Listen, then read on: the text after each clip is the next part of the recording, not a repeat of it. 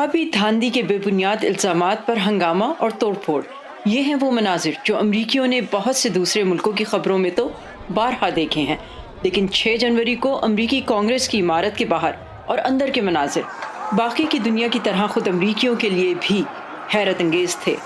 I was shocked and appalled at what happened at the US Capitol yesterday. کل امریکی دارالحکومت میں جو بھی ہوا اس نے مجھے حیرت زدہ اور حیران کر دیا۔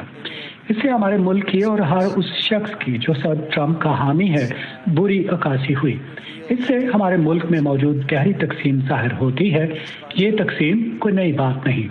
جہاں ہم سے بات کرنے والے اکثر امریکیوں نے کانگریس کی عمارت کے اندر اور باہر ہنگامہ آرائی کی مذمت کی، وہیں صدر کے حامی اور ان کے انتخابی دھاندلی کے دعوے پر یقین رکھنے والے محسوس کرتے ہیں کہ ان کی سنی نہیں جا رہی۔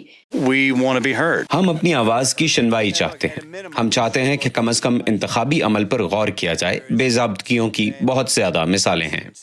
اگرچہ ہنگامہ آرائی پر قابو پانے کے بعد الیکٹورل کالج ووٹس کی تصدیق کی رسمی کارروائی کے ذریعے جو بائیڈن کو امریکہ کا 46واں صدر قرار دیا گیا، لیکن امریکی سیاسی نظام جو اب تک پرامن اقتدار کی منتقلی کی مثال رہا ہے، بدھ کے روز دارالحکومت ڈی سی میں بد امنی کے مظاہرے کا اس کی اقدار پر کیا اثر ہو سکتا ہے؟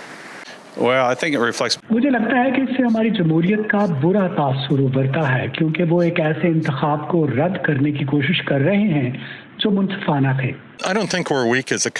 مجھے نہیں لگتا کہ ایک ملک کے طور پر ہم کمزور ہیں۔ میرے خیال میں کچھ معاملات اور لوگ ایسے ہیں جنہیں ممکنہ طور پر تبدیل کرنے کی ضرورت ہے تاکہ ہم سمجھ سکیں کہ آگے بڑھنے کا طریقہ اور اسے صحیح طریقے سے کیسے انجام دیا جا سکتا ہے۔ امریکی ایوانوں کے باہر لوگ بے شک منقسم ہوں، لیکن بدھ کی رات امریکی قانون سازوں نے اپنے ذاتی اختلافات کو بالائے طاق رکھ کر اقتدار کی پرامن منتقلی کی روایت کو برقرار رکھتے ہوئے آئینی کارروائی پوری کر کے تشدد کی سیاست کو رد کرنے کا پیغام بھیجا۔ Saba Shah Khan, Voice of America, Fairfax, Virginia.